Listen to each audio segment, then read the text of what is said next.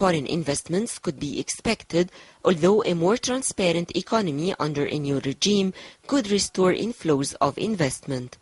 Egypt's economy was worth an estimated $217 billion in 2010, relying largely on foreign investments, tourism and fees from the Suez Canal. After almost 3 weeks of unrest, much of the economy was hit. Exports suffered, and in the vital tourism sector, lost revenues were forecast to exceed $1 billion. At the height of the uprising, outflows of capital reached as high as $1 billion a day. Finance Minister Dr. Samir Adwan said that he expected the economic growth rate to slow to 3.5% to 4% in the financial year ending in June 2011. Officials had previously predicted economic growth of about 6%. Investors are optimistic about the broader changes to business and policy that may follow under a freely elected government, but there is little prospect of a step change in the near term. The EU announced that it will support the role of the European Investment Bank, which is offering €488 million to support infrastructure projects and investments in Egypt. The EU also said that it could enhance the bank's capacity to offer more aid to Egypt if it wishes. Egypt was ranked first among North African countries and second in the African continent as an attractor of foreign direct investment, or FDI, according to the World Investment Report 2010 by the United Nations Conference on Trade and Development. Foreign direct investment reached $1.6 billion in the first quarter of fiscal year 2010-2011.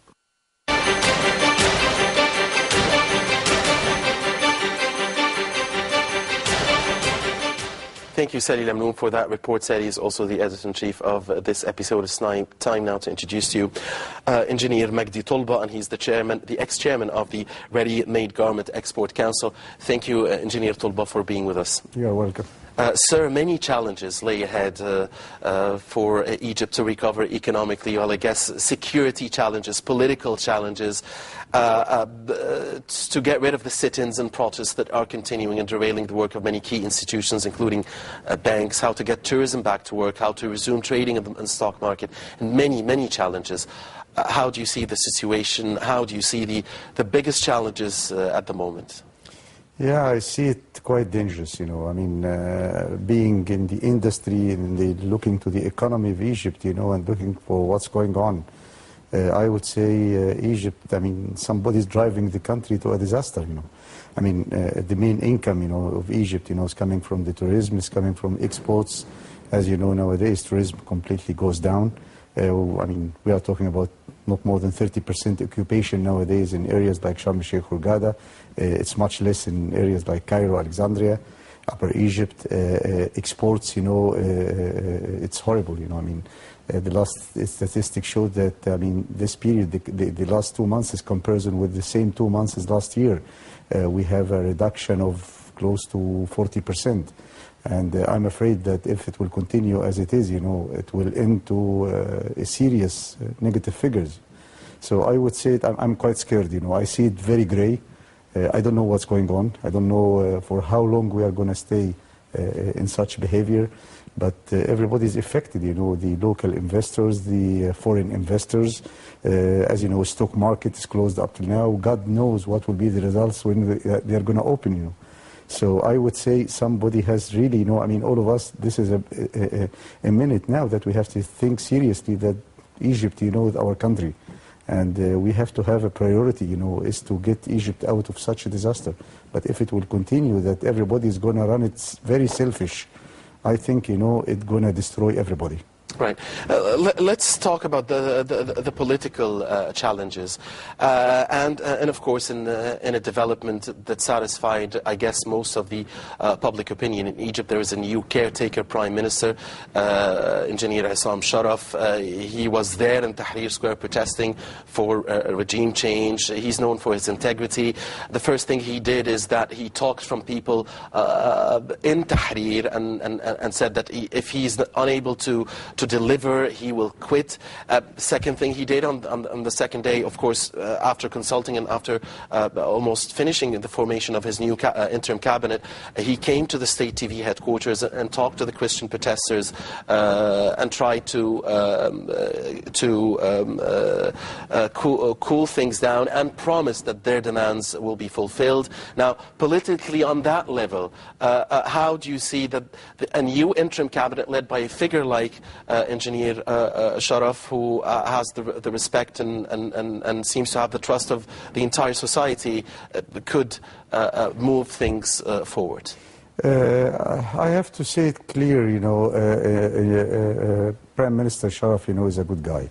And his background is well known to everybody, He's straightforward, he's, a professional guy, his experience, his background, his cabinet as well, they are quite selective, But the idea, the matter is not the cabinet, because neither the Prime Minister or his cabinet are supermen, they need to work with people, If you go through all the demonstrators everywhere, every single factory nowadays, is not functioning more than 50%. So I would say we are going to drive them, really to lose. They have all the access to success. The guys are very clean, they are professionals, networking, it seems it exists, that was a point, we were missing before. So I would say if we are not going to give them the chance, they are going to lose. So I have to say it clearly, the young guys in Tahrir Square and the guys of the revolution, they did a good job. Everybody's respecting them. But nowadays, there is other parties whom they are really moving, the country. I would say demonstrations everywhere, problems everywhere, scaring everybody, security, investors, either foreign investors or local investors. There is a lot of aspects nowadays which really is driving the matter to confusion. So I'm really scared, that I would like, or I'm dreaming that Mr. Sharaf and his team is going to succeed and is going to bring the country to stability, and success and growth. And I confirm again, this country has a huge potential for a growth. And nowadays, after the revolution, everybody in the world, Europe, United States, everybody, is trying to support Egypt, is proud out of Egypt. So I'm afraid if we are going to continue with such confusion, we are going to lose such support. Nobody is going to wait for us. We are going to lose such support. We are going to lose networking with the people, at the end of the day. Nowadays, in such period, in such time, we are in a global world, so we cannot live alone, we cannot go alone. Watch cannot go back, 50, 60, 70 years, Right. Well, I guess also on the political map, there is a development that would have normally, meant that better economic indicators as things are moving forward politically on the ground. We have a referendum on the 19th of March on some amendments of the Constitution that will guarantee that, Egypt will have no longer presidents for life. Egypt will only have a president that could stay maximum of 8 years. That's 2 terms, 4 years each. We're going to have a judiciary to observe entirely the electoral process, and this, in a way, according to many, indicates how serious the Supreme Council of the Armed Forces is to move things forward and to keep its promise when it said it is the guarantor of a smooth transition to democratic and civilian rule and a free society. But at the same time, you are hearing some voices talking about,